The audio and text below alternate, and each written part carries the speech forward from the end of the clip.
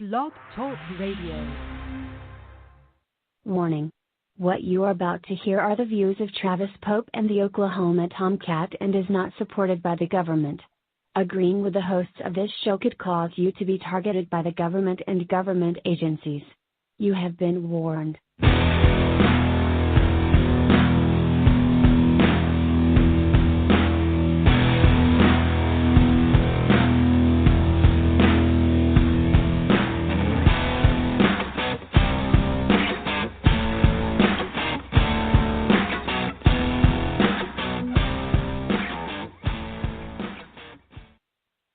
This is a pre-recorded show and therefore we cannot accept calls into the show. But please feel free to comment where you see this show posted. Good morning, South Dakota. Good morning or evening, Wyoming. Casper, Wyoming. That's right. Hello, Casper. That's right. We don't even know when the show will be actually played. This is a pre-recorded show. We're recording this show as a backup. So if you're hearing this show, that means that we couldn't be on the air. Of course, for this pre-recorded show, our Miss Producer is also missing in action. Uh-oh, did you just disappear on me? Nope. I was just giving you a little time. Yeah, on today's show we're gonna talk a little bit about statism and why you hear me say it a lot, because I do use that word a lot, and I am constantly saying that statism is a religion, and we will talk about that today on today's show. But first, I have some little entertaining, because yesterday I got a phone call from Maryland.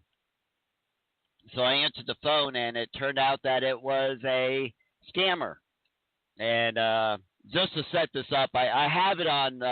I'll be playing the first phone call. This guy called like 4 times, but I'll play the first one. Because it was all captured.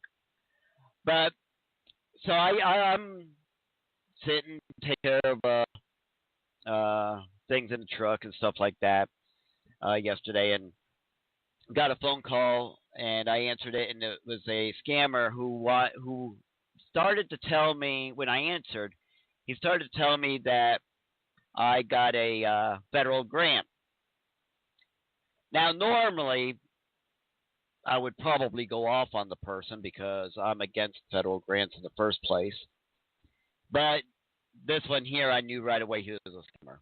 The phone said it was coming from Maryland, but the guy had a definite accent, as you will hear in this bit I'm going to play. So I stopped him, and I was like, "Oh, I'm sorry. What is this?" And I got a federal grant. And I said, I'm sorry, this isn't my phone. This is Jimmy's phone. Are you trying to get a hold of Jimmy? Yeah. I'm calling for Jimmy. So what I did is I said, hold on, let me get him for you. So I muted his line, and then I proceeded to call my robot. And then I put them on. I put the robot and him, myself on 3-way calling. I muted my line so that he would not hear me laughing and or hear any of the sounds of my truck. But here's the phone call. It runs. This here is the first phone call, and it's the only one I can play because on the second one he started getting very mad at my robot and started using foul language.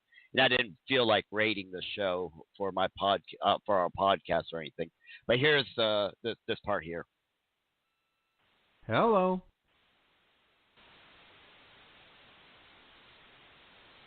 Hello. Hello. Yes, hello? Yes? Yes, it's Jimmy. Yes. Okay, well, Jimmy, I was told to Yes. call you back by Miss Hernandez. Yes, did you remember speaking to Miss Hernandez?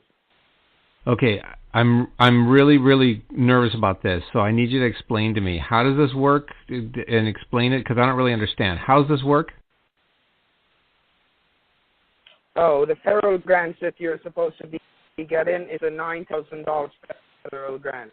We could either send it to you by mail Right. on a certified cashier's check, Sure. or we could either have it deposited in your account. Right. Yeah, so there is two ways to it where we could automatically have the money sent to you by mail or have it deposited in your account. Okay, this doesn't really make sense to me at all. So can you explain it really clearly? How is this supposed to work? Like, how does this happen? Okay, how your name was selected? Well, your name was selected out of 1,000 American citizens. It was a random balloting system where your name was selected for the federal grants, all right? Okay. Yeah, and this is entitlement. This is Okay. This money has come through Congress. And explain to me, how do you have access to all this money? I don't understand how you're able to do this. How'd that happen? Yeah, because we're with the federal grant company. Okay, so what am I supposed to do then? Just explain what you want from me. Yeah. Uh-huh. So there's a 1% of tax. There's a 1% tax that you should take care of before we could automatically have the $9,000 sent off to you. Okay. Yeah, and 1% of that would be like $299. Uh-huh. Yeah. So that's the 1% of tax that you will have to take care of before we could automatically send the federal grant to your physical residence or have it deposited in your account. Uh-huh. Right. Yeah. Uh-huh. Yeah. So all you need to do now is to have the $299 taken care of. Okay. Yeah. Uh-huh. So we could have your money sent off to you. Okay, I got your email, but I don't like dealing with email. So can you just tell me over the phone? So tell me how this works again. Mm-hmm. Yeah. What am I supposed to explain to you, my brother? What works? So where do I come in? It's like, why do you need me? I don't understand why you contacted me. Yes, we're contacting you so we could have everything rearranged and have the money sent off to you. Didn't I just explain to you that there's a 1% of tax that you would have to pay before we could have money sent off to you? So that's why we're contacting you. Mm-hmm. If you don't want this $9,000, Jimmy, you could simply said you don't want it so we could send it to the cancel department and don't waste our time. Hello? Yeah. Yes? Hello? Yes, hello. Yes? Hello?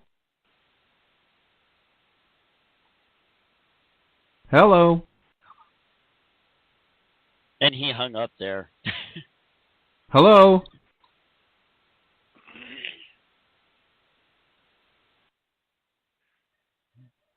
But and I'm that email part. You know, I was kind of afraid that he would catch on there that something was wrong because no, we never got an email from him, so that there didn't even. But it's amazing because that there lasted 4 minutes and 49 seconds. Then he tried calling me back. As soon as I saw the number, I connected immediately to the robot. I didn't even answer. then he hung up right away, and then he tried calling back again. I connect him right to the robot, and he hung up immediately. I think he was trying to get a hold of me again. But then when he tried another time, oh man, that conversation lasted a long. That was like 17 minutes long, but I can't even play that one because he gets very vocal. He gets basically he told quote unquote Jimmy to sodomize me towards the end of the conversation because he got so mad at Jimmy. He got in a big heated argument with Jimmy. So, which any of you guys that want to listen to the whole thing, I did post it on my Facebook page, the Oklahoma Tomcat, and on YouTube. I posted on YouTube, and you can see that. Okay, Tomcat. But yeah, he told Jimmy to sodomize me, except in a more graphic way. These are hilarious, though. Normally, I don't get the phone call, but this guy here, he tricked the system by showing this phone number was coming from Maryland. But normally, I don't even catch them until I get an email, and that's how I get these. Is they Yeah. it's emailed to me, and I get to listen to the hilarious conversations they have on my robots. Yeah, I've been getting the same calls too from various places like that too. Yeah. For recently, and it seems to be recent too. Yeah. Someone has to be giving our numbers out or something like that to these people because now they're calling me saying the same thing, the grant for federal money, and I'm like, I don't want it. Yeah. The popular one is the IRS. That's a popular one. Yeah. That's an old one too. I'm shocked that people still fall for them. I mean. Yeah, my most recent one, they called me and said my Social Security number was found to be participating in illegal activity, and that my Social Security number was suspended, and for me to call this number to unsuspend my Social Security number, and I'm like, really? Yeah, I tried calling that number because you gave that number to me, and I tried calling because I wanted my robot to have fun with him, but they never answered. So. Yeah, I tried calling them back too after I gave you the number, see if I can play around with them, and no one ever answered too. So I guess it's a one-time use phone number. Yeah. And I'm like, they don't suspend your Social Security number. That's freaking stupid. No, they would arrest you.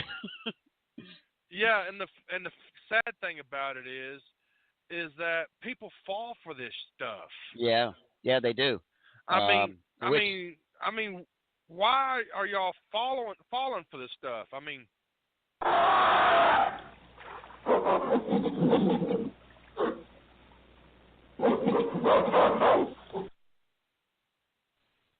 stop falling for it. Stop listening to it.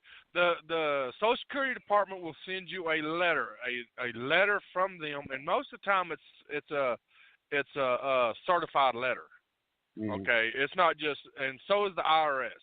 They want to make sure you, and the reason why they send them certified letters and stuff, so that way they know they have proof that you got the letter and you had to sign for it. Yeah, they don't. In fact, they announce. I mean, it's been put out for many years. I mean, that's an old scam, that IRS one.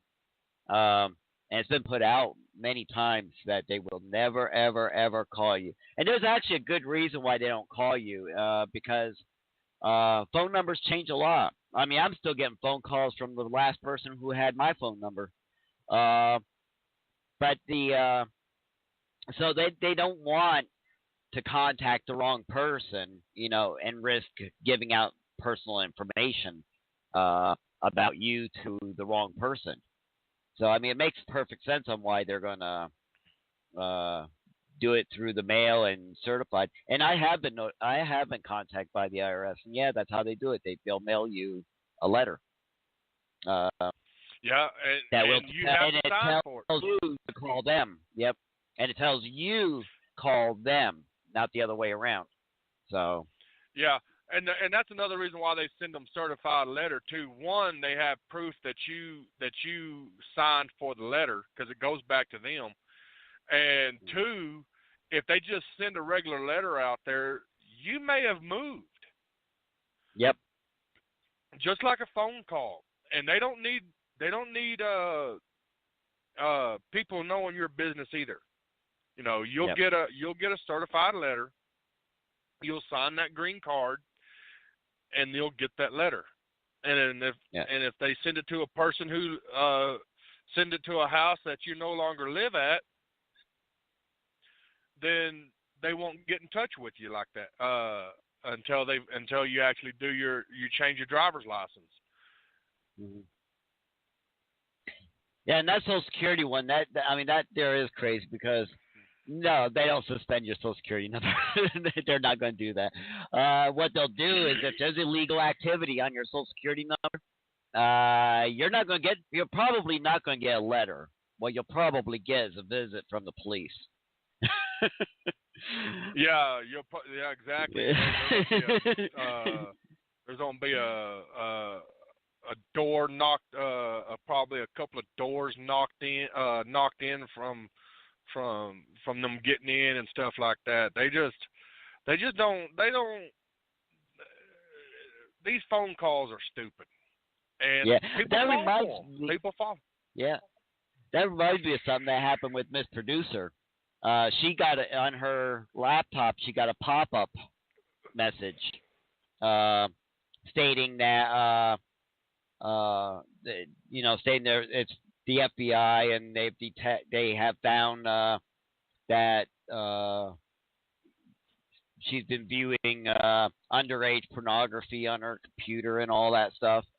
And so she contacted me right away because her immediate thought was her son has been using her computer and now she's going to get in trouble, And I couldn't help but to laugh, I was like, if underage pornography was being viewed on your computer and the FBI knows about it, you're not going to get a pop-up on your computer. You're going to get the FBI breaking down your door. Because they're going to go in there. They're going to be confiscating all your computers and everything electronic in your house, which I now walked her through the steps to because what it was a virus. Most of the time those are viruses, and they install Trojans on your computer, and sometimes they'll even lock your browser. Yeah, and which this one here gave told her to click on a link that would have taken her to a page where she could pay a fine. I'm like, they're not going to have you pay no fine for viewing child pornography. They're going to lock you up. So that's what it was. It took over her browser, so we had to clean up her computer. Yeah. But yeah, people, and which I love doing that with the robots because there are people who, and why I wanted to play that and also talk about that in this first half hour is who's falling for these scams. There are, I see the on the websites and stuff like that where they talk about this. The IRS website always has something, and you also have MoneyGram and those other types of forms of sending money. They're always giving out these warnings because people are always falling for these scams, And no doubt, that $200 and some that he was asking for, if somebody would have sent that money, that $9,000 ain't going to come. Or was it 200 or was it 2,000 he was asking for? Whatever it was, you send that money. $299. $299. You're not going to get no $9,000. You would never hear from them again. Even if you called that phone number. I bet you if we call that phone number that he called me from, I wouldn't get nothing because that's a temporary phone. Those temporary phone numbers. And you know what's funny? That would have got people. Okay, he said that grant that fund was $8,000, right? 9,000. Yeah. 9,000. Yeah. Okay, and then he said that the fee for the grant was 1%. 1%. Yeah. You caught and that then too, he huh? said that he said that the fee was 1%. Okay. Yeah. And then he said that so the out of pocket for us was $299. Yeah. So 1% of $9,000 is $90. Yeah. Yeah, I caught that too. Another thing is he said that was a tax. That 1% was a tax. The way taxes work, granted, I've never gotten a grant. I've never requested any. And which that's another thing, you have to request for grants. They don't. Your name isn't just picked out of a hat. And generally, you don't get a grant unless you do something. There's always strings tied to these grants because I know people who've gotten those grants. They're for a specific thing. But here's the other thing about that is he said that was a tax. Now, the way taxes work when you get money is there's two ways that's paid. Either it's taken directly out of the money before you even get it, like lotteries and stuff like that. What the federal government will want to do is they'll want to hold that money. You know, it's kind of like your income tax. The money's taken out of your pay before you even get it. And then at the end of the year, you'll file, and if you overpaid, they'll give you some of the money back, or you'll have to pay more in. Or the other way the tax is paid is you might get all the money, but you'll have to file it at the end of the year, and then you'll be paying in. Okay, those are the two ways the tax is done. It's never you pay and then you get the money. Never works that way, guys. It doesn't work that way. Taxes don't work that way. Generally, the government will want part of that money right away. You know. Now, a grant may work differently because the grant's usually tied in with something or another. So it's really not a gift or a winnings. You have to use that money for a specific thing. But in any way, if there's a tax, they'll take the money out before they give you the money. Yeah, but 1% tax or fee or whatever, $299. No, 1% of 9,000 is $90. No, but most people wouldn't even know that though. All they would hear is, oh, 1% of, and you know, I'll pay $299 and I'll get $9,000 back for free. That's a deal. I'll take that. Then, you know, and then they'll send in the money. Well, you know what? It's a scam. But I have no heart for you people that fall for that shit. One, you can't do your math. I mean, I'm sitting here and I just told you 1% of 9,000 or 8,000. If it was 8,000, it's $80. If 1% of 9,000, it's $90. Okay, 1% of 5,000 is $50. Okay, you send them a check for $299. One, you're stupid because you don't know how to do math that quick. Two, considered greed. You're just being greedy. You're saying, "Oh, I'll pay $299. I'm gonna get $9,000 back," and then you pay the $299, and you never see it, and you never see it. Then you get all mad that, "Oh, I got scammed." No, you scammed yourself because you weren't listening. So I have that's what a lot of these scammers work on. That's what a lot of these scammers work on is greed. You know, the easy money. But, you know, people need to realize is that money doesn't come to you easy. You know, there's a saying, if it looks too good to be true, it probably is too good to be true. Because there is no such thing as free money. There is no such thing as easy way of getting money. Okay, and that's what all these scams work on. Is the fact that we all want easy money, but we gotta understand there is no such thing as easy money. Yeah, and they're working on and they're taking advantage of the people that sit there and they say, "Ooh, I'm gonna get me a big screen TV." Yeah. For $299.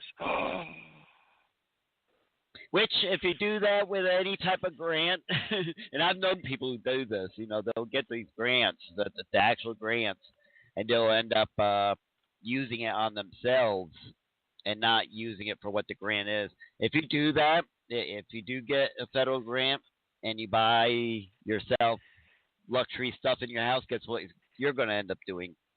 You're going to pay all that money back. So, but yeah, because grants are given to you for stuff. I know one guy who got a grant. It was actually through a private company that was giving out grants. It was like a music thing, and what he had to do was set up a music studio to get children interested in singing and music. And that's why he had to keep a log of his students and what he was doing every day. He had to log how many hours a day he was doing it. If he didn't do this, he would have to pay all that money back that he got for setting the studio up.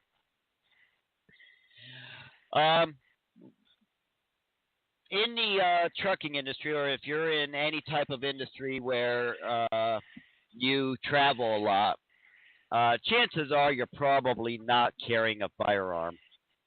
And that is because every state has different laws regarding the use of firearms, when you can use it, who can carry, does it have to open carry, concealed carry, all the stuff, and which states recognize your concealed carry permit. One of the best things to carry for self-defense is a taser. Now, I did a little survey online on my Facebook and in some of the groups, trucking groups, asking people what they do for self-defense.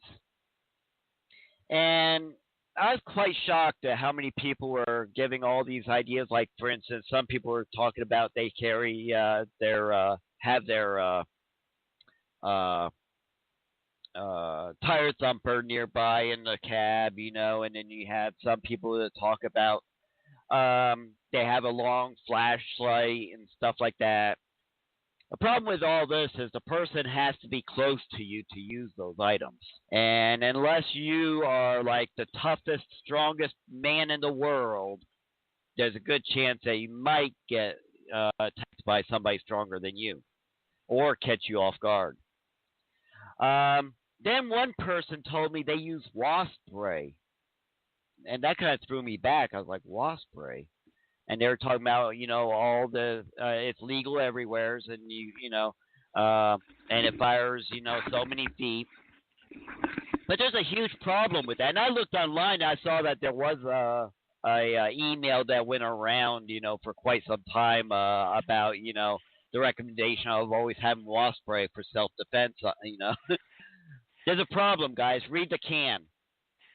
All right. I know there's always that chance that you're using it for self-defense, and if a district attorney decides he's going to file charges because you misused it, that the jury might side on your side.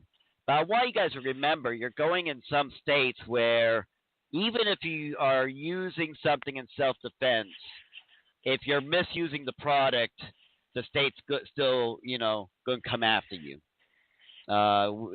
California, I hear that happening. New York, Illinois. And that is a federal offense to misuse that product. So I would not recommend you doing that. Plus, I saw videos online where it was demonstrated. And hey, I've accidentally sprayed wasp spray in my face before. It stings and all that, but you're not disabled. Okay? So the attacker can come after you. And I saw it on video where somebody actually demonstrated it, where they three guys were there and they sprayed one guy in the face. And yeah, he heard, his tongue and all that, but he was still able to walk around and stuff. So not the best choice. What is good, guys, is a taser. I highly recommend it. And more states are making it legal. I just checked when I was going through Iowa. Iowa does now allow you to open carry the taser. You can't conceal carry. You have to open carry, which I always open carry. But I highly recommend you guys that if you travel, get a taser. And even if you are staying home, get a taser. If you don't like guns, get a taser. If you carry a gun, if you do have a concealed carry and you're carrying a gun, it's good to have a taser also, as your first choice of defense. Go to truckers-defense.com. There you can check out the various tasers they have. They also do have stun guns. If you guys want a stun gun, I don't recommend them either because the person has to be on top of you. That's truckers-defense.com. Go there, check them out, and go ahead and talk to the people if you have any questions or anything. We'll be back after these messages. I should preload these things so that, it doesn't take me time to... There it is. We'll be back after these messages.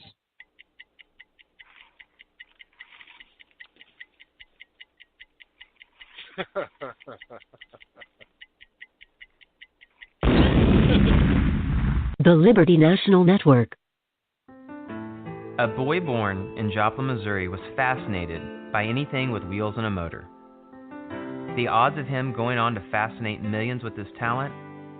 1 in 260,000. The odds of this born racer having 157 career top 10 finishes in NASCAR? 1 in 125 billion. But every driver seeks the pinnacle of their achievements. The odds of him winning both the Daytona 500 and the Brickyard 400 in the same year? 1 in 195 million.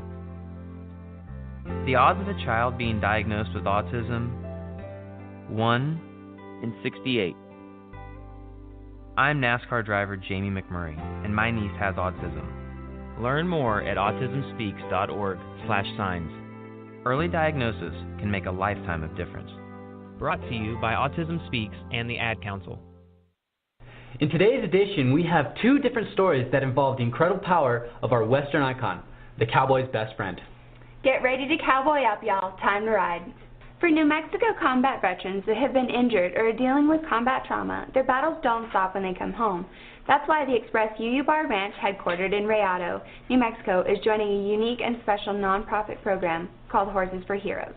Started in 2007 by Special Forces veteran and cowboy Rick Iannucci of Santa Fe, the Horses for Heroes program uses horsemanship, the calming beauty of the ranch, and the cowboy way of life as a means to decompress the vet in a soothing and calming atmosphere. From there, the new program's goal is to breed a whole new brand of cowboy or cowgirl, as the vets learn how to become a top hand or a wrangler using the brotherhood mentality learned in combat. The desire for the Express organization, our principal desire, is just to be able to open this ranch to that kind of activity. Let these people come enjoy the backcountry, get out of not being qualified or stuck into just riding around in a big pen, but instead getting out and just becoming part of nature, being able to enjoy that experience from the back of a horse. Winston Churchill once said is that the outside of a horse does wonders for the inside of a person.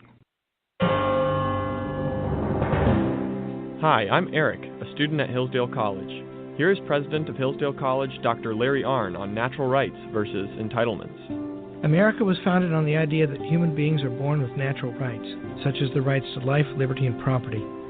A person who holds this view of rights makes no demands on others except that they respect those rights. Today, however, many Americans talk about rights to a college education, state-of-the-art medical care, and even birth control pills. These are rights understood as entitlements, And a person who holds this view of rights, far from making no demands on other people, is making claims on other people's money and resources. This understanding of rights not only sets citizens against each other, but it undermines the whole idea of natural rights. This Constitution Minute was brought to you by Hillsdale College. To receive a free pocket Constitution and Declaration, go to constitutionminute.com. Miss Producer is also known as Miss Giggles. You are listening to Political TNT on the Liberty National Network. This show has been pre-recorded and therefore we are unable to accept phone calls into the studio. But please feel free to comment on the show wherever you see this show posted. Welcome back to Political TNT. Welcome back. I'll say welcome back to everybody. Oh, that's so nice of you. You laughed before the explosion. What was so funny? Oh, your comment. All right, so today we're going to pick on statism, the statists, and hopefully open some people's eyes as to what a statist is. Why do I pick on them so much? Because as any regular listener knows, and as anyone who follows me knows, I use the word a lot. And I do say statism is the most dangerous religion in the world.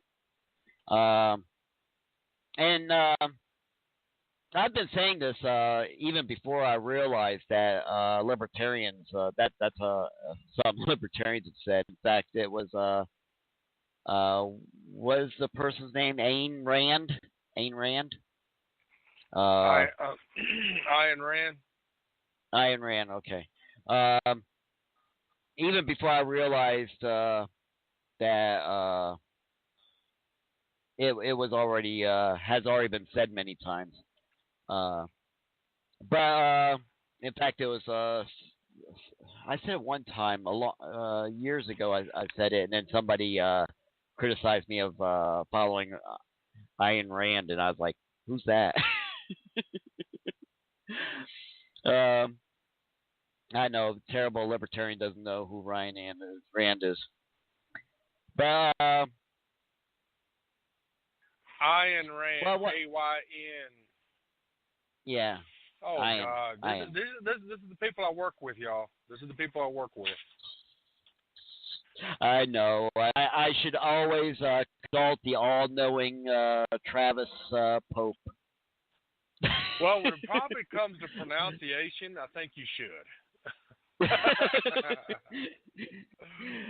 Hey, I only speak English, okay? I haven't learned all these other languages yet.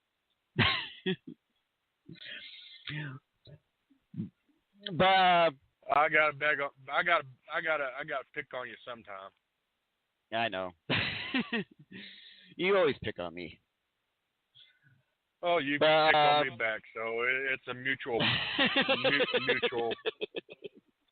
What do you mean I pick on you? I'm an angel. Don't you realize that? Yeah.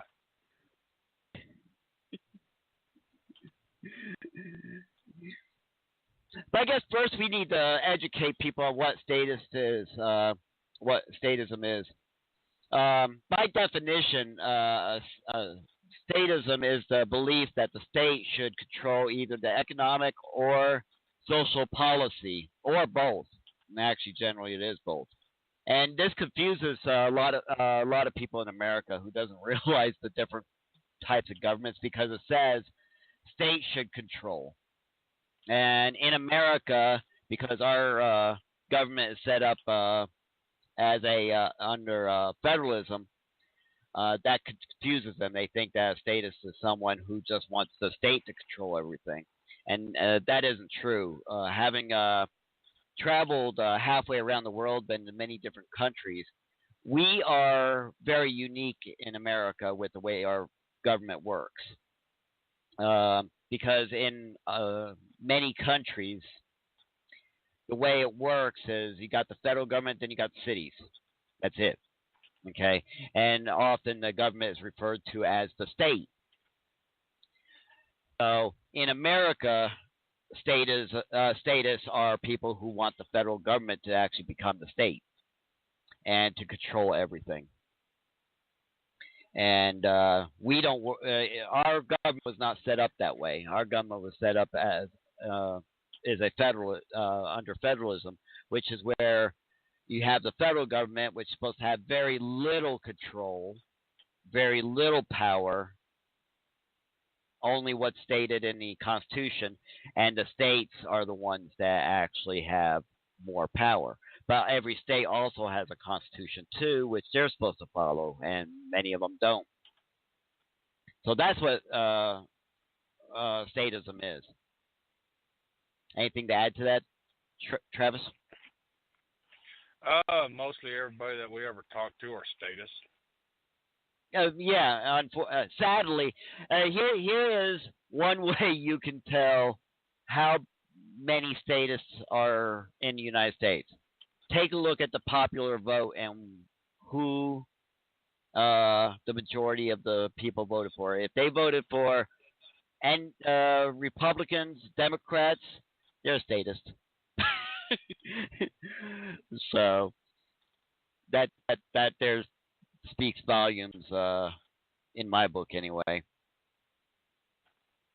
What my definition of statist is, if you're not a libertarian, you're a statist. That's the two governments. Yeah,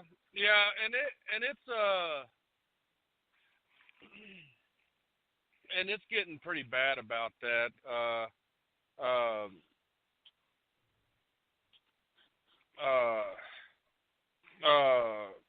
The more we set.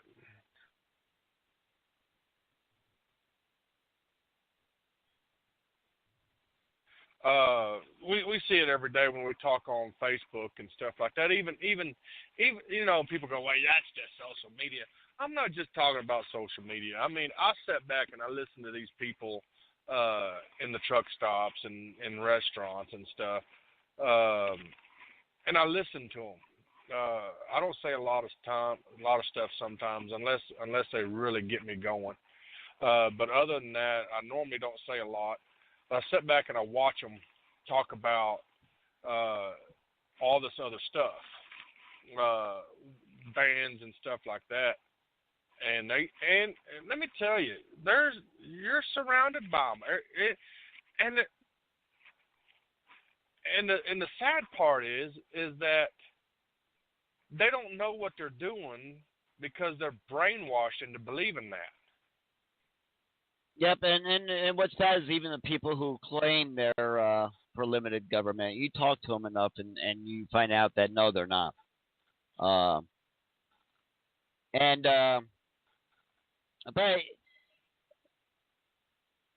people often really get to criticizing me when I start saying that statism is a religious belief. They'll start going off and the fact that they have faith in government. So I've done this, talked about this many years ago on this show. This time I get to have Travis on also, because the last time I did this, it was just me because Travis was missing in action. But how is statism a religious belief? Missing in action? Yeah, you were driving trucks back then, and I was the stationary one. And you were too busy to be on the air, so I ended up doing it solo. But also, this show has changed a lot. We got a lot more listeners now. Plus, I think our whole platform is a lot more livelier than it was back then. So this message should get out to a lot more people now than it did back then.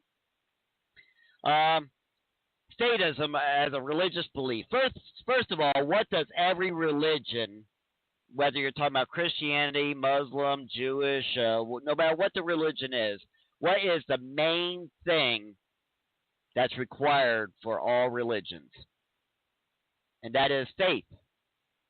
You have to have faith because of the fact that you can't see, feel, or hear the deity that you look towards, right? So you have to have faith. You also have to have faith in the leaders, that they're telling you the truth. You have to have faith in whatever book or paper or whatever it is that you're following as the words of the higher up. And I'm speaking real general here to try to include all religions. Okay, you have some type of writing that you follow. You have a leader that tells you that they're they get their message directly from the deity or whatever. And therefore, you have to have faith. Do all statists have? They have faith because of the fact that history. Now, here's what makes statism even worse. Statism, you have history to show that the people you look towards to be your guiding light fails every single time. Okay? So that's the main reason that I call all statists that I call statists a religious belief. Statism is a religious belief. It's a faith-based belief.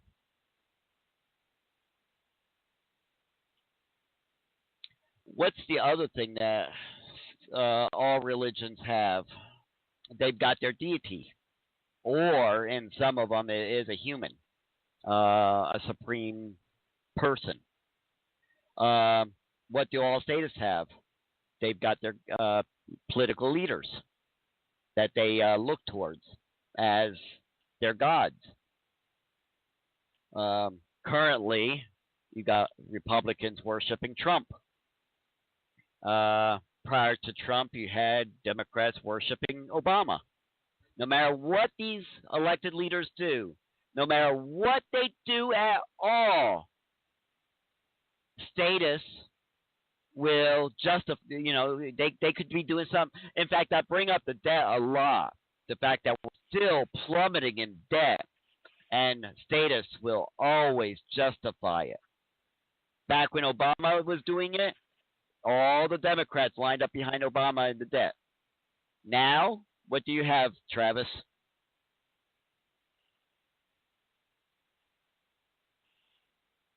You've got the Republicans lining up behind Trump. Oh, yeah. That's all we get now. Yep. So that's the other reason why, the other thing that proves that statism is a religion. No matter that the people will have total faith in their gods, their political leaders. No matter what that political leader does, no matter what that political leader says. Shoot, when Trump was actually thinking about making tougher gun laws, what did the Republicans lined up behind him? Travis and I were like posting videos of Trump, talking about, that yes, we do need to make tougher laws, on mental illness, on we need to ban the bump stocks, and all this stuff that Trump was saying. And Travis and I were, being criticized by the Republicans for bringing that up. Back when during the campaign was asked what was the three biggest things that the president must do, and Trump said housing and health care and protect the borders. To protect the borders was the only thing you got right out of those three things.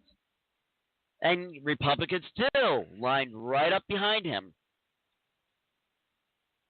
Back when Obama was in office, the Obamacare, Democrats lined right up. Obama was doing things that Democrats were even against. Democrats criticized Bush for the debt. Obama was bringing us further into debt. He was justified for it. So that's another thing.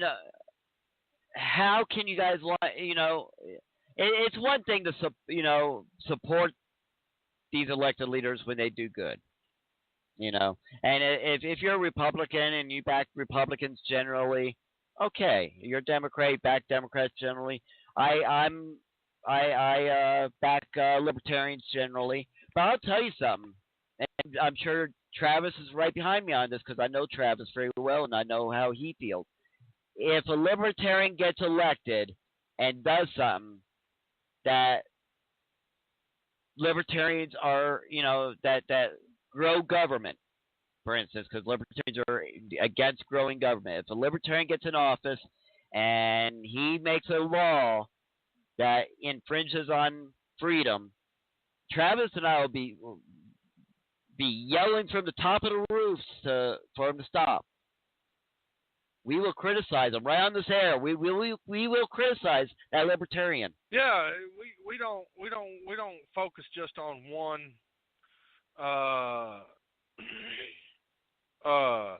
one party. We go after all the parties. Yep. And in fact, we've had Libertarians running for office on the air here and interviewed them, and right now we're backing them and all that stuff. But in some ways, I kind of feel sorry for if they're elected, because right now we're great supporters of them. But once they're elected, guess what? They're in government, and Travis and I will not be, standing behind them on every little thing. We will be watching them. We will be criticizing them on things they do wrong. We'll give them the clapping and hooray when they do something good. But one of the things the citizens the American people are supposed to do, supposed to be going, we're really supposed to be critical of the government, no matter who's in office. That's our job. Is we're supposed to be critical of the government. So if you're always supporting your guy in office and all that, you're a statist. No, plain and simple, you're a statist. What's another thing that all religions have? They have their rituals, right? I mean, you got the prayers, you got the certain things you might do. I know Catholics are loaded with them. You got some religions will they'll bow down to a statue or a symbol of some type. Some Christians do that cross thing when they see the cross, or there's lots of different rituals that various religions have. Statists also have their rituals, don't they? Pledge allegiance, one that Travis and I get on to people about. You have your wearing certain things. You always see the president and elected leaders wearing their little flag on their collar or whatever. The way they dress, suits. What are some of the other things? Oh, the national anthem. Oh yeah, man, you better not. Oh man, you better respect that flag too, don't you? You got your flag, the saluting, all these different religions. All these different symbols, these certain things you have to be part of the statist religion.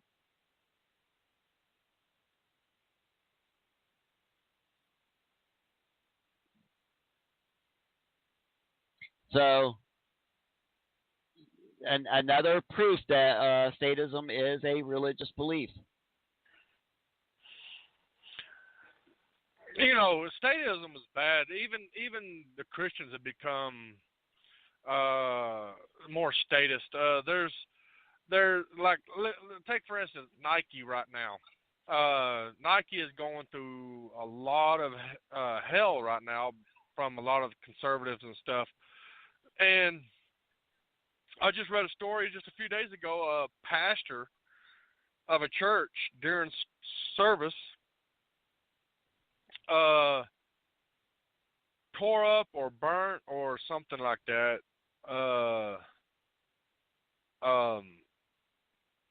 Nike shoes right in front of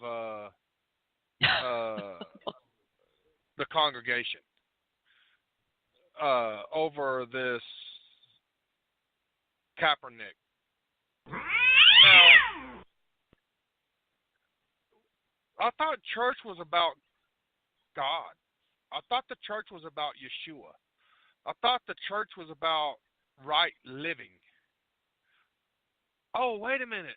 It's the church of statists. Statists. They're so close together, I don't know which one it is anymore.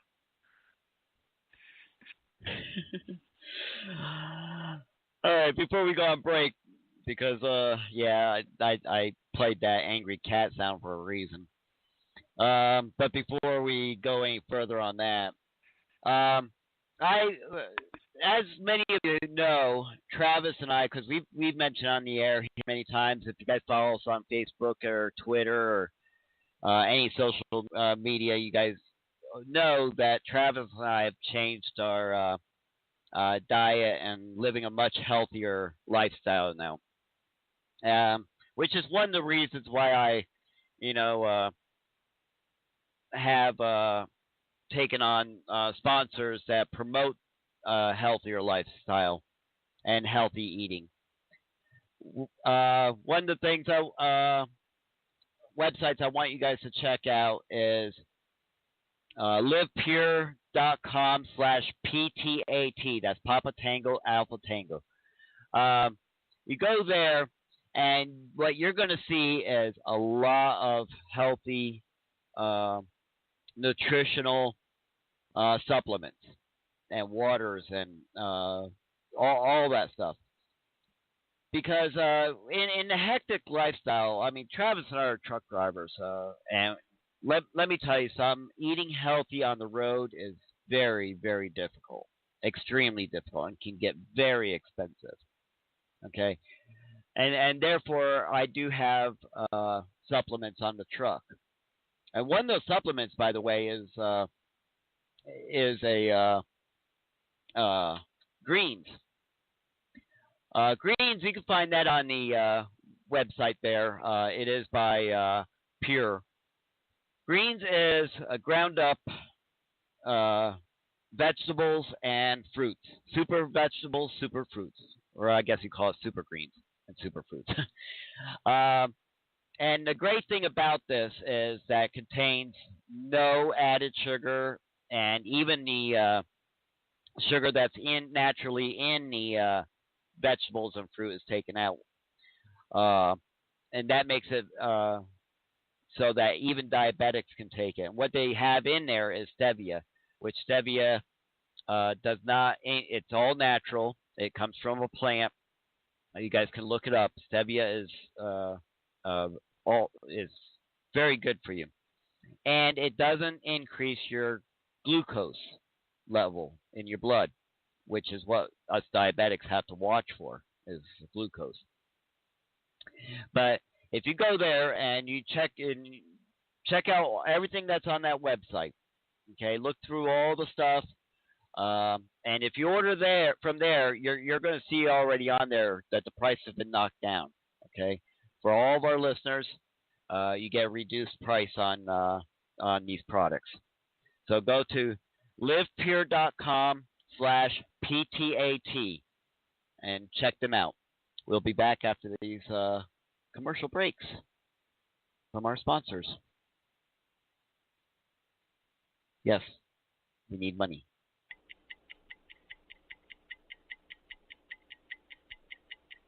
And lots of it.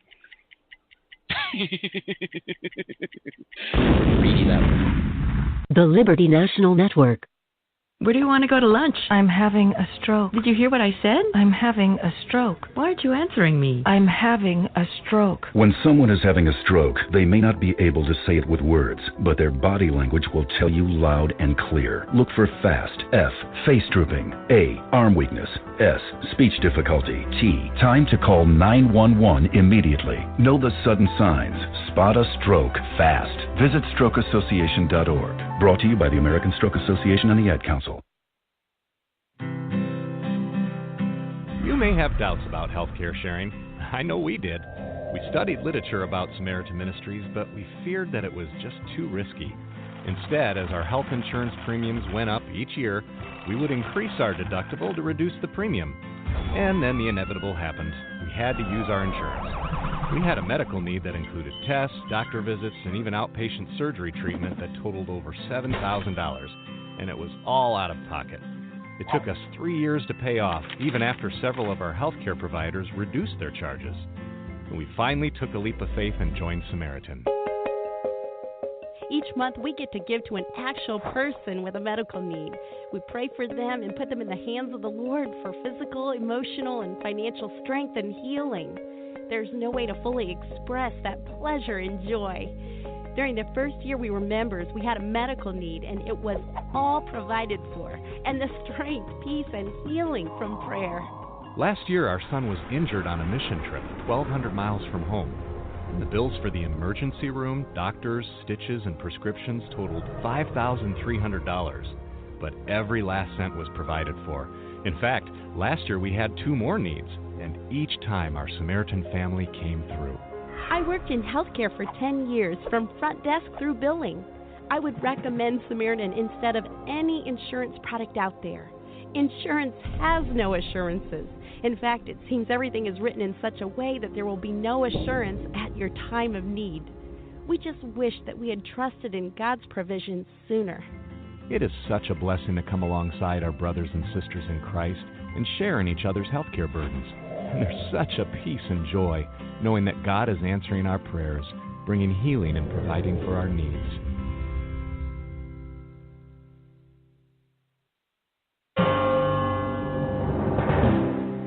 Hi, I'm Devin, a student at Hillsdale College. Here is President of Hillsdale College, Dr. Larry Arnn, on what the founders meant by general welfare. The great preamble of our Constitution states that the purpose of the document is in part to promote the general welfare. Contrary to the modern understanding of that term, the founders understood welfare to mean public good or happiness. This was understood in accordance with the principles of the Declaration of Independence. Such happiness is contingent on securing to each citizen his natural rights to life, liberty, and the pursuit of happiness.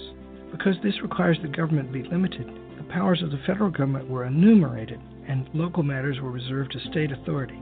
This was precisely intended to secure these inalienable rights and in turn promote the general welfare. This Constitution Minute was brought to you by Hillsdale College. To receive a free pocket Constitution and Declaration, go to constitutionminute.com.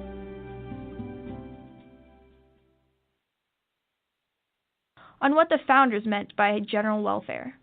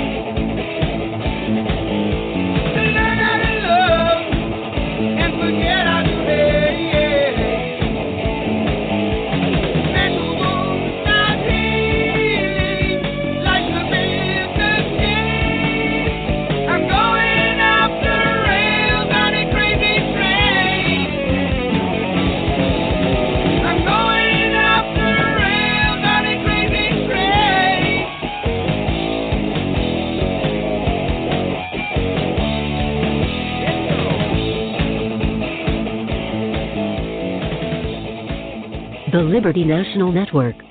Travis Pope may sound like a big bad gorilla, but he is really a soft cuddly teddy bear.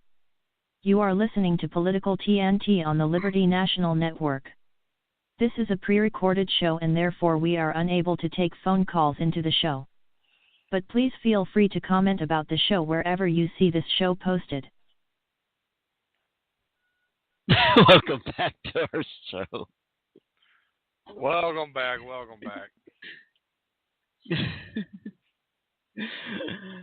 Oh, boy. All right. Back to my...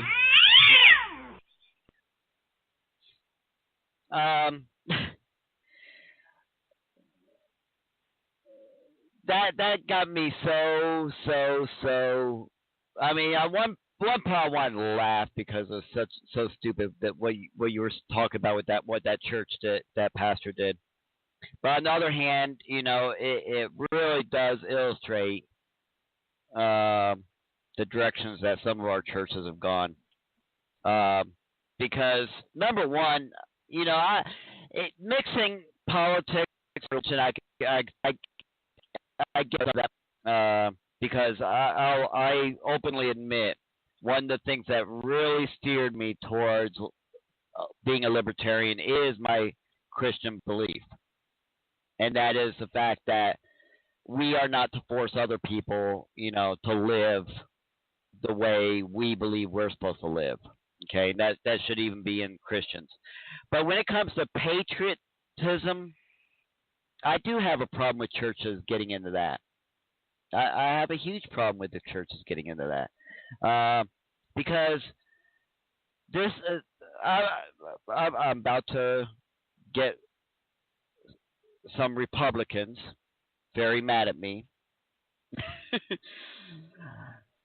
But government is not mine. This isn't supposed to be any Christian's government. Okay?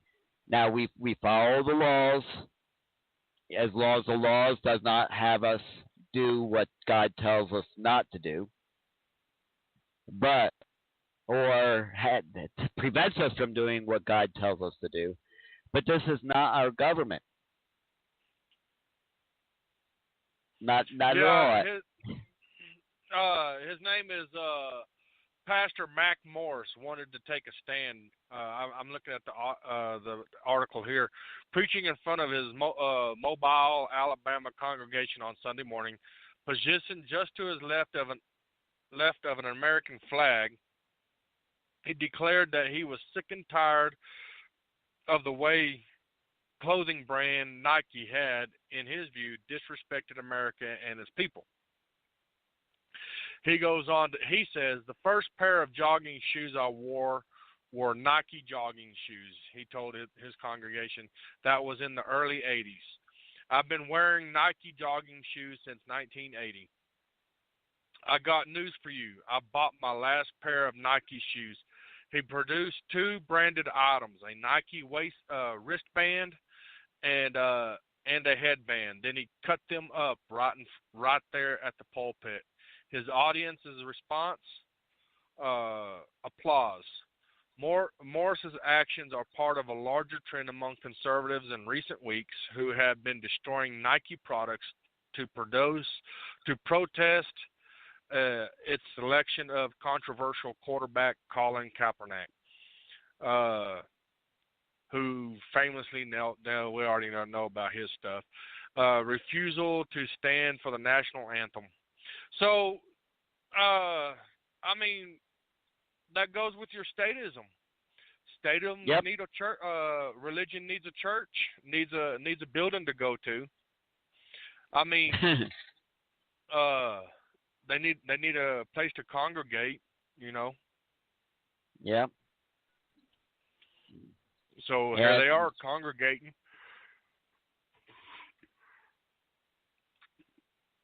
I mean, and that there goes right with what I was saying with the national anthem. That there's part of the statist religion. Same thing with the ceremonies and all that. I mean, all religions have their ceremonies. So does statism. I guess where two or three of them are gathered together, there the statist God is in the midst of them. Yeah. Because frankly, I don't. Hey, look. Frankly, I don't see the stuff in the Bible. I don't see where the Lord tells us to respect the laws, to follow the laws, as long as they don't violate His laws. Okay, but I personally do not see the Lord Yeshua ever taking a knee for Caesar if he was stood in front of him. Mm-hmm. I don't think he would. He may have. I don't think he would. Because you don't bow down. You bow down only to one, and why would a king have to bow down to another king? But even with that, even with that, let's. Because as far as showing respect towards somebody else or whatever, but to worship a symbol. There's a huge difference from showing respect to a leader of a country that you're visiting or whatever, But this is borderline worshiping a symbol, because that's what the flag is. It's a symbol. And what symbol is it? Is it a symbol of and let's go beyond Christianity, any religion. The only religion that's a symbol for is the United States government, right? Yeah. It's a symbol of statism. And let me just reiterate, something that we've talked about before. I will say that those who kneeled down in public, they were being jerks. Okay, I wouldn't do such a thing. As far as kneeling down, during the national anthem, I wouldn't do that. That's being a jerk. Okay, but still, for this to take place in a church that's supposed to worship God, and you said there's an American flag in that church. Yeah, I didn't even get started on that part. I was like, wow.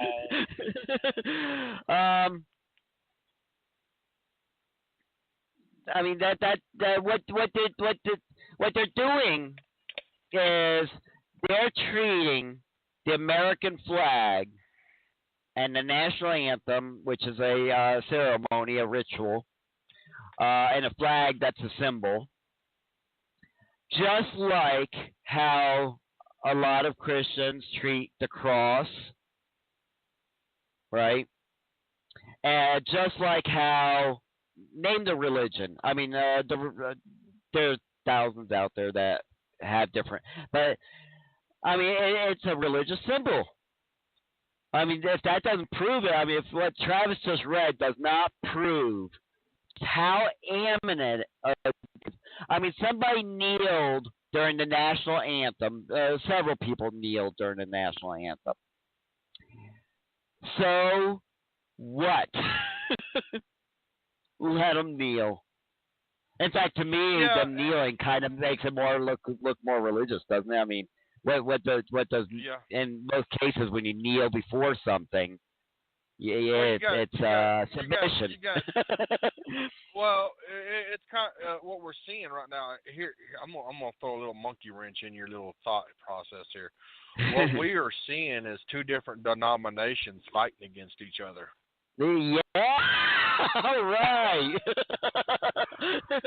Yes. These are two religious.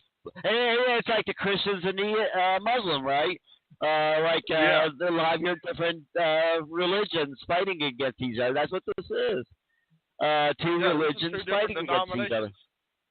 Yeah. Yeah. Well, they're all for the same. Well, in the case that we're talking about, they're all for the same American government, but they're two different They're two different denominations of the same religion. So this would be more like the Baptist and the Catholics.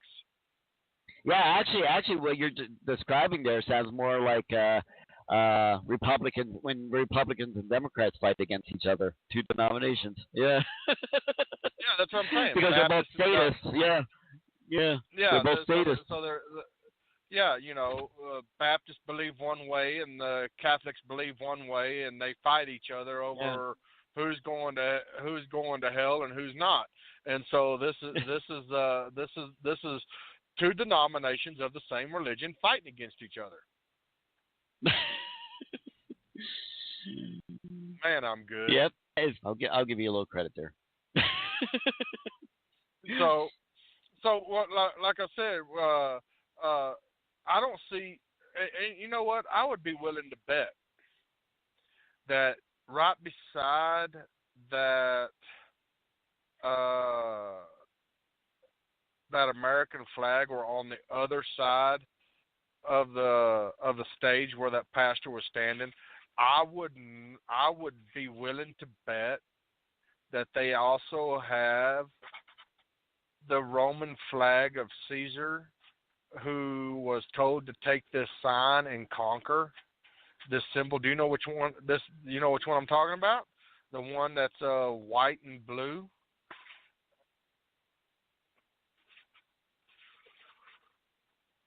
You know which one I'm talking about?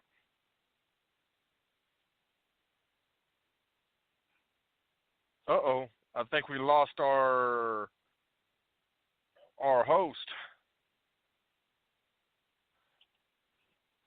I think our host disconnected from us, but I can keep on going because I'm on.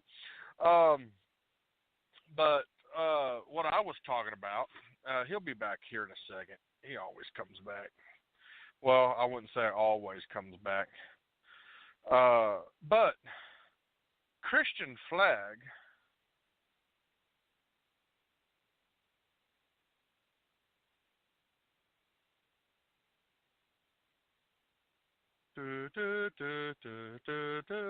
He'll come back eventually. Yep, I did. But can you tell me? Here's what I was wanting to say. I can pretty much. What part was the last part? Did you hear? Right before you said, tell you the truth, you're gonna start over. Okay. All right. I can pretty much tell you on the other side of that stage that there was another flag up there, the Caesar flag, the Roman Caesar flag, that was white, blue, with a red emblem on it. Can you tell me which flag that was? No. The Christian flag. The flag that when Caesar became a Christian, became the first pope, and he was told to take this image and go and conquer. Supposedly in a vision where he was told to take this image and go and conquer. And that image was the image that he put on a flag, and he rode, his army rode with over them. And I imagine that same flag was probably in that church on the other side. So not only did we have our status, the American flag on one side, but we also have the old Roman flag on the other. And he disappeared again. Someone's not liking him too much today.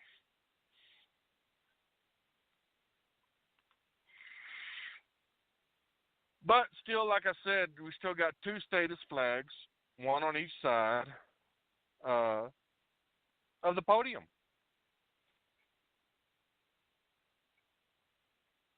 Dialing real quick to come right back in. But anyways, like I said, It's more like two denominations fighting with each other. That's all it is. Two denominations fighting with each other for power. Both of them are wrong. Welcome back for Popcorn. We don't call you Popcorn. What's going on over there? Keep on losing signal. That's not good. No. So what do you think about mine? What I said about the Roman flag? Oh, well, I'm unfamiliar with it, so. Oh. Man, I know so. I thought you were all knowing. No, you're the one that's all knowing. Oh, okay. I just want to make sure we got that clear. Okay. Except street names. I heard it. You don't know street names.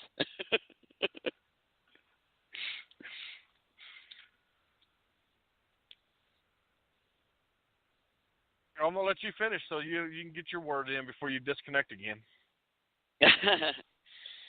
Well, hopefully I won't have trouble with our studio because now I'm called in on my phone. So, actually, the bad thing is I'm hooked to the Wi-Fi, but apparently there's a lot of interference or something between me and the store. It's the status. You know what? Yeah. I'm parked at a Flying J. I'm parked at a Flying J as well. And when I was on the other side of the parking lot, I'm about the same distance from the store. When I was parked at the one side of the parking lot, I had poor signal. I couldn't watch TV, couldn't get on the computer, couldn't do nothing. And, well, I had to go somewhere this morning. I come back to the same truck stop, and I parked on the opposite side of the truck stop. Man, I've got full Wi-Fi signal, computers on, everything is on. Everything's perfect. Yep. It all depends on where their router is positioned. But let me see.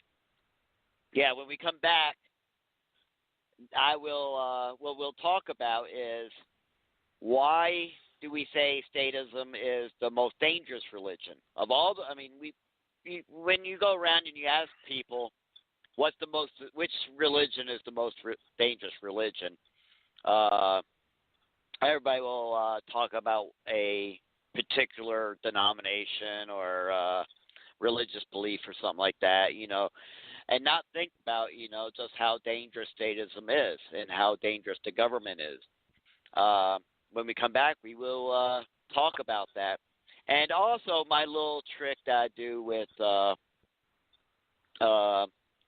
when, one of the things that we run into is, atheists are trying to attack Christianity.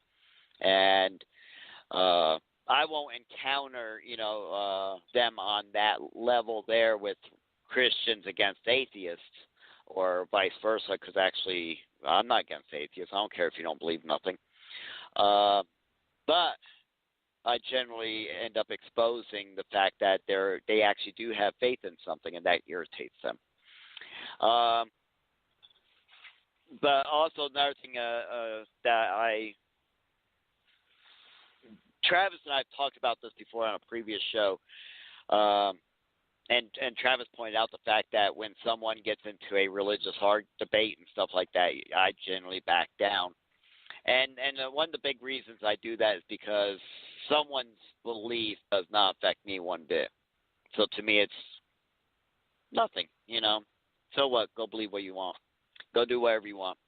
The reason why I will say that I do not debate people on any denomination, any belief or anything like that, or someone's personal faith, except for statism, is because statism is the only religious belief that affects me.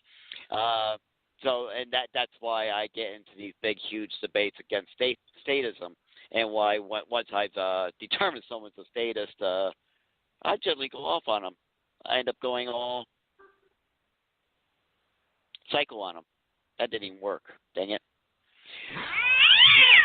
There it goes. Delayed reaction. I wasn't that delayed reaction. I pressed a button and it didn't do nothing. Like, oh, great, I am going to have trouble with the studio. But that's what we'll talk about when we get back. Is the why statism is the most dangerous religion in the world. Where is my... There it is. And we'll be back after these messages. And let's see if we can get some Status Go Psycho crazy. You realize Status is a hate show? The Liberty National Network. Last night we put on an epic light show. Yeah, we did. The crowd loved us. We love the crowd. Wait, but there were only 4 people out there. Yeah, but did you see their 4 faces? All 8 of their eyes lit up brighter than ours.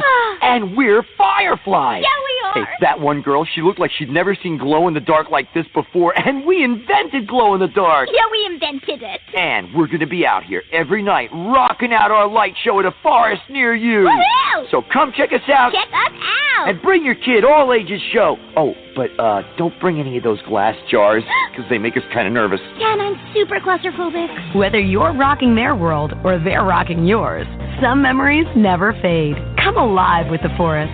Visit discovertheforest.org to find a forest near you and discover other cool things to do when you go, like fishing, biking, or even camping. Visit discovertheforest.org.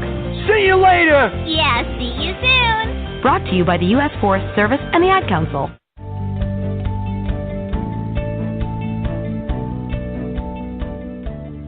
I'm a golfer and an avid golf fan.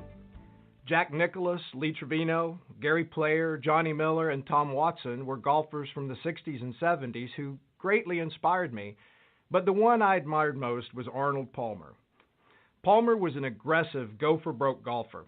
His popularity produced a legion of fans known as Arnie's Army. They held Palmer in such high regard that they named him the King. This honor was bestowed not only because of Palmer's prowess on the golf course, but, and I would add more importantly, because of his kindness and generosity toward others. Throughout his life, Arnold Palmer not only gave full effort to his sport, he gave generously of himself to the people who crossed his path. It didn't matter how busy or tired he was. It didn't matter how famous he became or who the person was in front of him. He was known to always be kind and generous. Palmer's example reminds us that no matter who we are, the most precious gift we can give is our time and our attention. In other words, ourselves. We share the present of our presence as we follow the ultimate gift giver, Jesus Christ. What is the greatest gift Jesus gives us? Himself. In John 6, he told his disciples, I am the bread of life. Whoever comes to me will never go hungry, and whoever believes in me will never be thirsty. Sadly, when Arnold Palmer passed in 2016, we lost his loving presence. Like Palmer, Jesus experienced death, but 3 days later, he rose from the grave. Through his resurrection, we have an inexhaustible supply of the bread of life. Even now, Jesus is seated at the Father's right hand. He continues to share his love and life with us. One way we remind ourselves of his generous sacrifice for us is through communion. At the table, we receive the bread of life and the fruit of the vine. We remember that Jesus sustains us and satisfies our thirsty souls. And there's more. Jesus also comes to us by the Spirit, day in and day out. Do we sense his presence and rejoice in it as we pray and study his word? Do we hear his voice and follow it as we walk and talk with him throughout the day? My prayer is that we will. This is Greg Williams, speaking of life.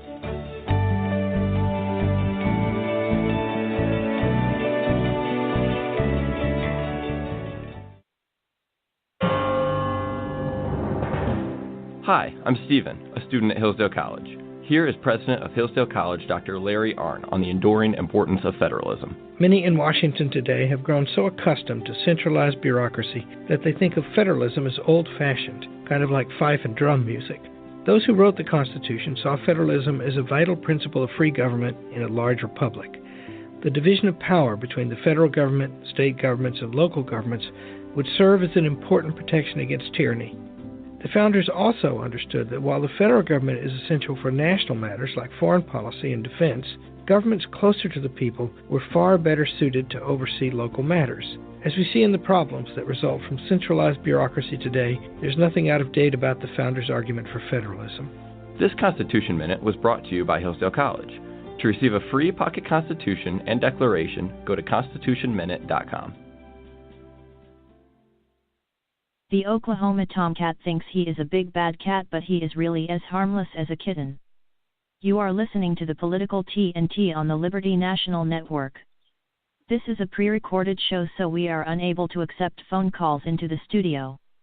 But please feel free to comment on the show wherever you see this show posted. All right, welcome back to Political TNT. And are you ready to get some statists mad there, Travis? Always.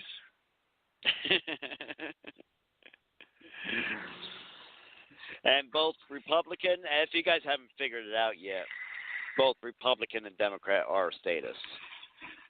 Because we've just pointed out several, and those are just few things that align statism with other religions. But here's the one thing that makes statists different than most religions. Now, granted, you have people in different religious beliefs, other religious beliefs that will try to will use wars and other things, to force their beliefs on others.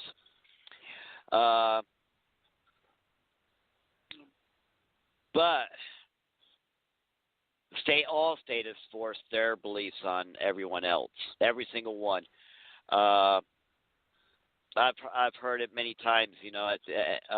At the end of every law, there's a government official pointing a gun at you, and that's true. In fact, I think at the end of every law, every time an elected official writes a law, Travis, I think at the end they should say, or we will shoot you. Because shoot you or imprison you or send you to Cuba and be waterboarded and there's all. Yep. But shoot, if you don't agree to go to prison, then they'll shoot you.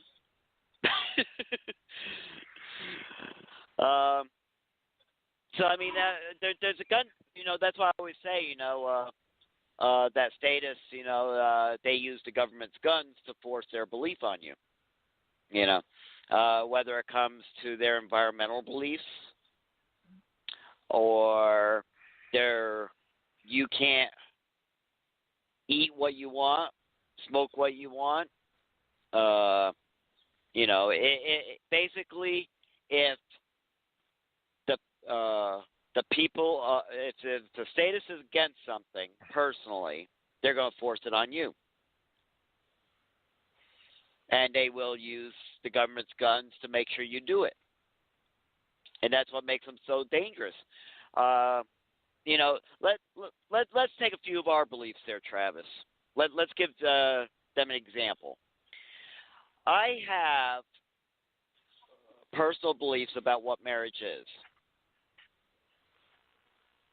I don't want to use the government to force those beliefs on other people at all.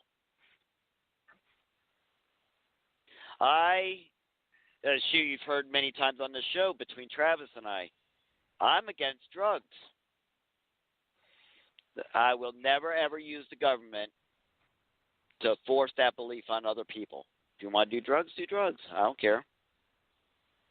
That just means he's a party pooper, y'all. Yeah. But you guys are quick to use me, aren't you? You guys are out having all your party fun and all that stuff. And, hey, Joe, we need to get home.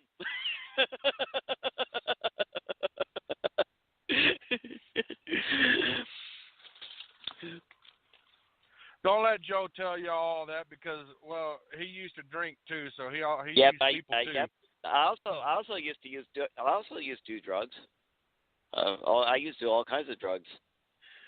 But and look, I turned out normal, kinda, sorta. Well, I wouldn't. Yeah, that's debatable. That's a debate for another show. When we have your sister on, that way I can have backup. Here's another one. I'm against the use of having a TV in the house. But I'll never use the government to force you guys to get rid of your TV.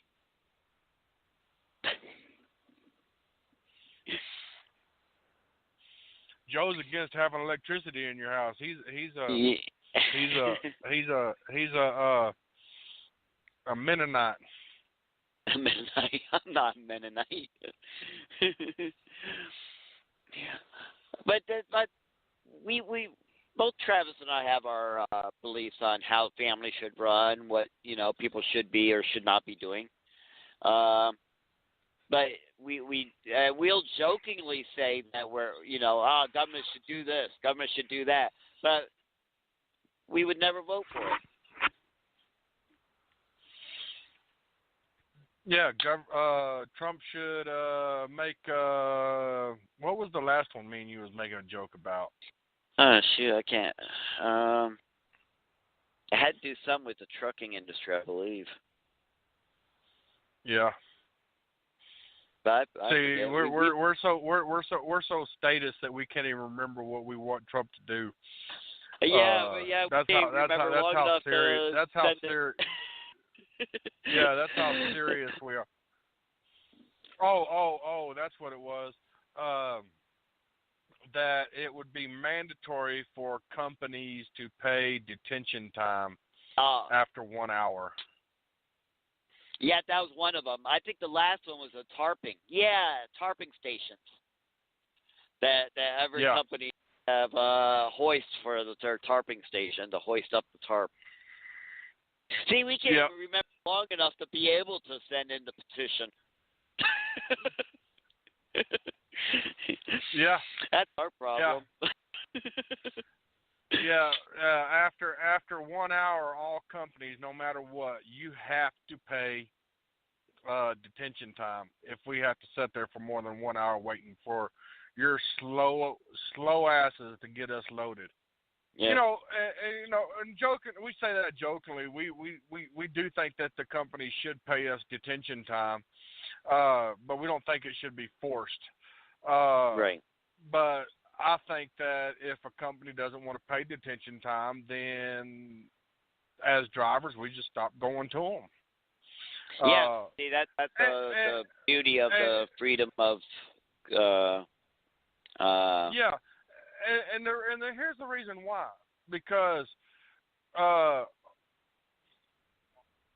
every company out there depends on 18-wheelers.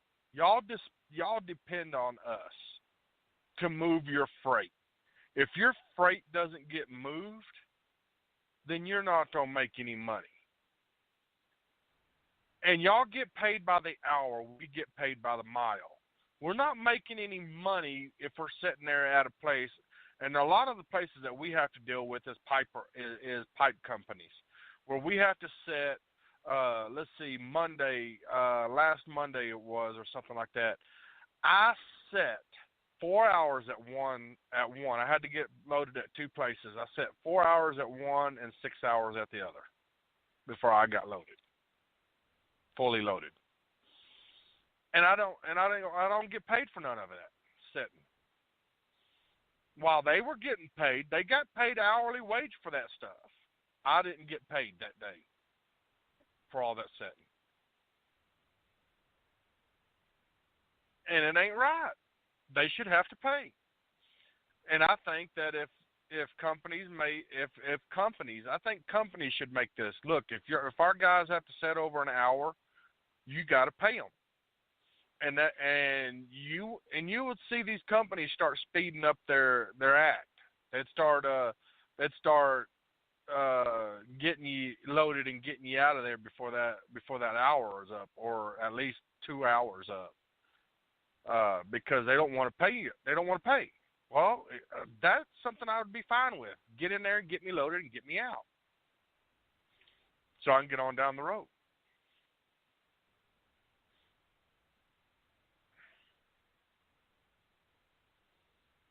Did we lose you? No. I'm still here. I was just letting you rant. But yeah, I mean that's one of the things with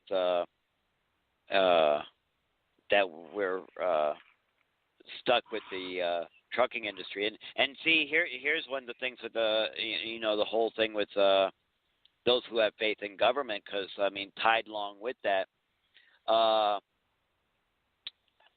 I'm seeing more and more truck drivers also being statists, being part of the statist religion, because not too long ago they were protesting against ELDs.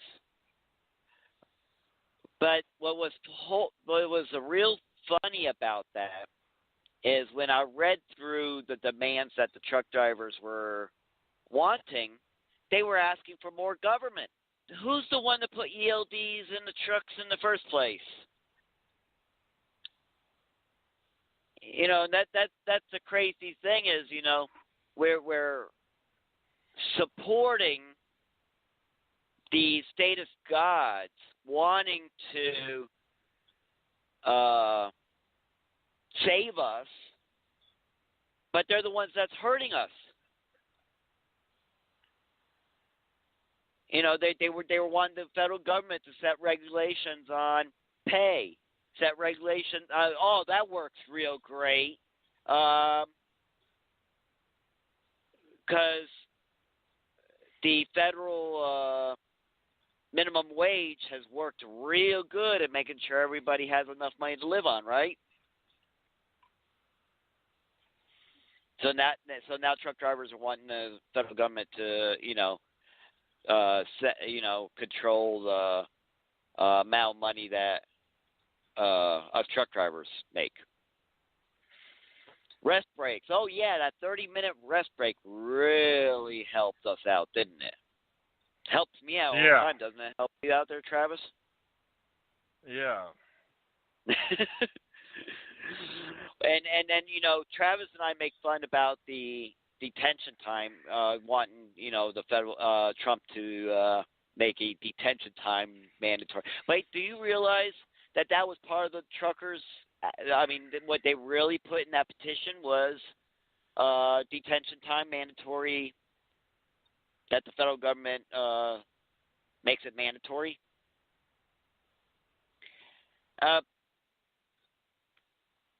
People, every time the federal government gets involved to be our savior, they hurt us. The thing that's really hurting the trucking industry right now is the statist gods. So I'm asking truck drivers right now, stop it. I don't want to be part of your religion. Drivers made more money when government was less involved. At least in my time. I know people were saying that back in when it was heavily regulated with the but I think a lot of that, back when before they quote unquote deregulated trucking, which by the way, the trucking industry is not deregulated, guys. We're heavily regulated. I mean, really, when I look at the trucking industry, I see a lot of what big government does, because I see a huge. I mean, I've been doing this. I don't know the exact years, but I always say over 16 years. And within that short time frame, I've seen a lot of more and more regulations, and I see the pay go down. I'm not, I have to work a lot harder now to get the same amount of pay I got back over 16 years ago when I first started. And you and I talked about that. I used to make more money as a truck driver too, and it steadily dropped. Yep, and it's not the change in the companies either, because there's one huge company that starts with a C and ends with a T that I worked for on and off many times throughout the years I've driven, and even with that one company, I've seen the pay drop. And it's not the pay per miles that dropped, because that was going up, but the pay per week was dropping. Yeah, and a lot has to do with the heavy regulations. I mean, that the status gods have put on us. Yep, speed, driving, the hours flooding of amateurs, the flooding of the market. I mean, because that's one of the things I see as a trainer. I've seen that because of and the way the government does it is very tricky too, because they don't come right out and say, "Hey, you have to hire a bunch of amateurs," just like they didn't come right out and say, "Hey, you must put a lot of high fructose corn syrup in your food, in all the foods," or "Hey, you must put ethanol in all your fuel," or "Hey, you must." They didn't do that. What they do is they manipulate the market. You know, these large, for instance, these large trucking companies, they get paid lots of money or get tax cuts for doing what the government wants them to do. And that's how they do it. You know, high fructose corn syrup in almost every processed food out there. The government didn't make no law regarding that. What the government did is they artificially dropped the price of corn. Same thing with ethanol. And that's why it's so cheap. And that's how they're doing it in the trucking industry. These companies do get kickbacks for hiring certain people, first of all. They get kickbacks. One of the forms that you may see passed around in certain companies is a form that will ask not only your race, but also ask about your work history, or have you ever been homeless, or things like that. You know, and these truck companies do get paid lots of money for people filling those forms out and turning them in. And then they get paid extra money for training you. They get tax cuts and stuff like that just for training you. So that makes it to where, who would the company want to hire? A bunch of amateurs.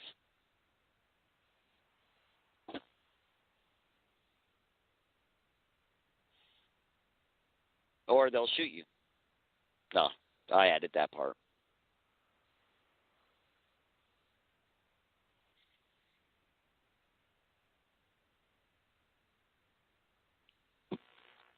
But that's how that's how it works, guys. And another example of why statism is very dangerous, and why truck drivers, we need to stop it. To stop wanting the government to. I actually got in a debate with one truck driver. Because he believed that the federal government should control everything in a truck as far as trucking goes.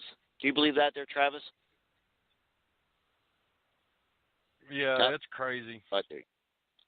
You know, he believed that, yeah. Real quick. I just, because you was talking about kickbacks and cuts and stuff like that. So I just did a search, because I noticed that there was a lot more foreign immigrants that were working that's working everywhere now. Fast food, everywhere. Yeah. Everywhere. Convenience stores. Convenience stores, big time. Convenience stores, Walmart. I mean, there's been an influx in them. Now, so I looked it up, and check this out. Did Obama executive actions on immigration include a $3,000 bonus to employers to each immigrant they hire instead of a U.S. citizen? Answer: not exactly. When you tell me not exactly, yeah, it happened. In very limited cases, employers may avoid the Affordable Care Act's penalty if they hire immigrants who are not eligible for health care subsidies. But here's so something. there was an incentive to not hire American people. Yep. Well, here's something also. You notice a lot of foreign immigrants who own convenience stores.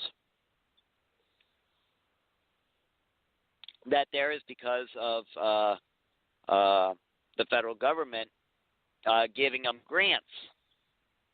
That's a federal grant to come to this country and open convenience stores.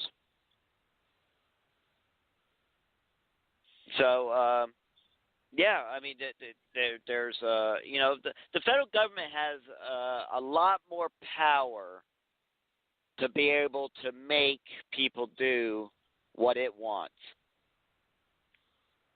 And those that thing that it's because they have this belief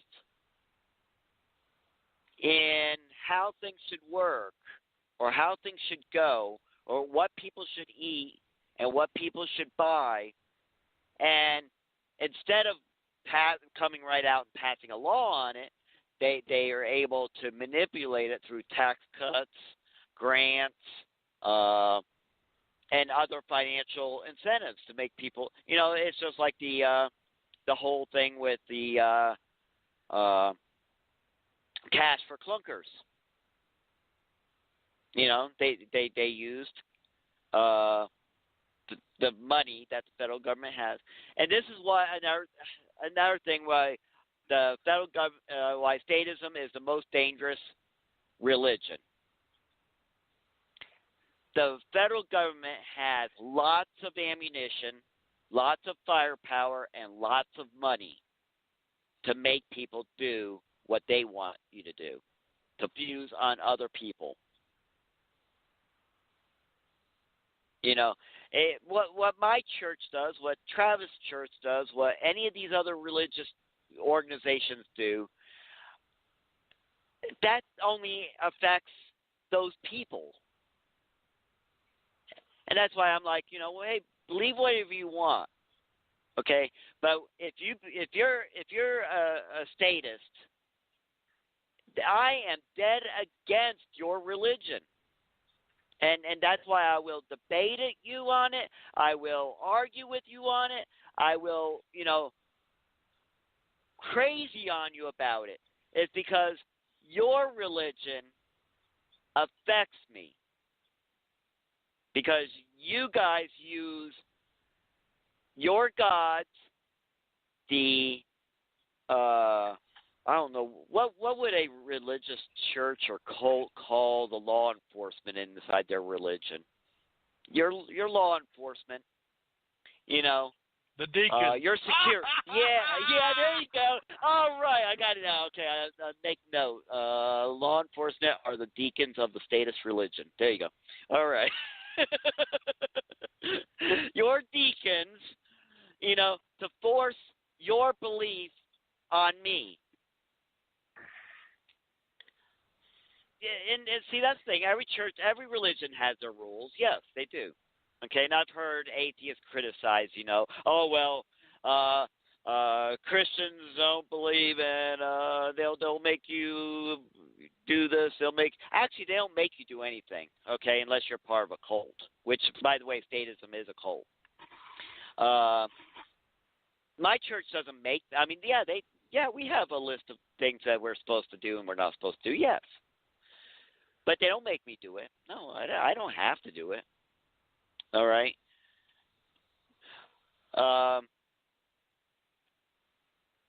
If certain things I do, I'll probably count. Like, for instance, I know if I cheat on my spouse, my pastor will be calling me in. But they don't make me do anything.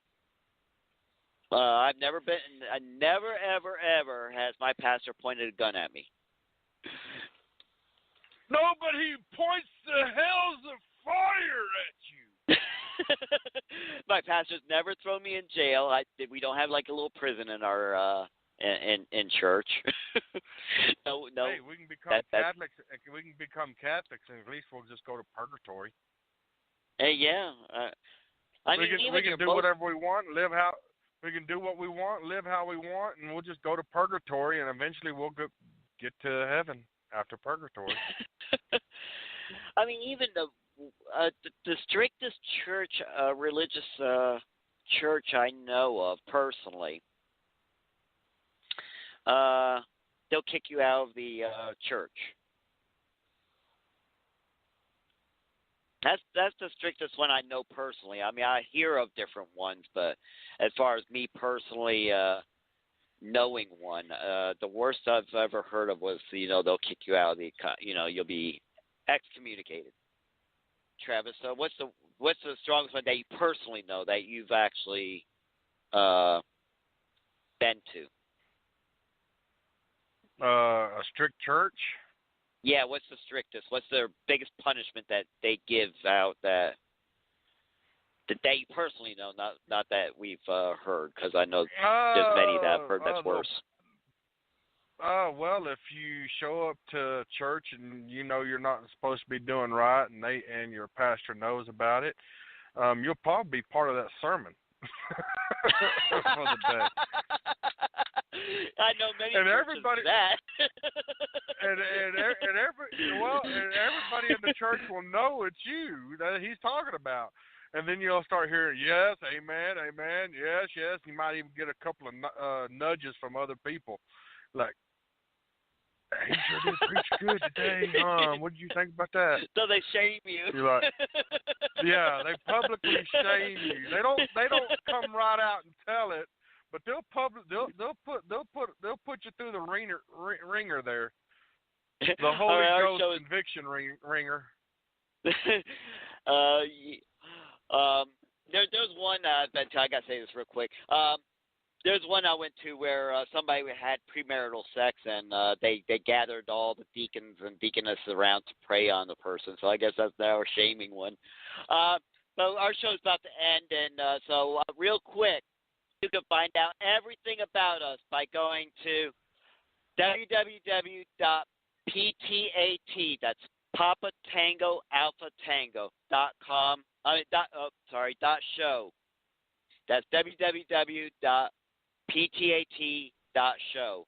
You go there, you'll find out all about our about us. You'll also you won't find too much out about Travis or Miss Producer because they don't describe themselves on the website. But you can find out where their Facebook page is and just bug them until they tell you about them. However, Travis, you don't want to know too much about because I'll just probably put you on ignore. But if you go there, you'll find out about the show. You'll find out our when our show is on. You'll also find out about our sponsors and so much. So hey, I asked just you go to get there. your wife to write me one because you didn't even write yours. You had your wife write you one. Shh. That's confidential. I mean, you want me to describe myself? That's impossible. I've been told I'm narcissistic, so there, I'm narcissistic. Just put narcissistic underneath. There you go. Narcissistic asshole. But if you go there, you also find out where you can find out about you can hear our podcast. If you miss any part of this show or any of our shows, you can go to any number of our podcasts and be able to listen to our show. Whichever podcast website you like, chances are we're on it. So y'all take care. Night? Well, maybe. It depends on when the show airs. Yeah. All right, where's our end? Oh, shoot, there it is. Okay. Y'all take care, and talk to you later. I hope we didn't lose too many Republicans on the show, because I know we have a lot of Republicans listen to our show. We still love y'all. Later. We just hate your religion. Later.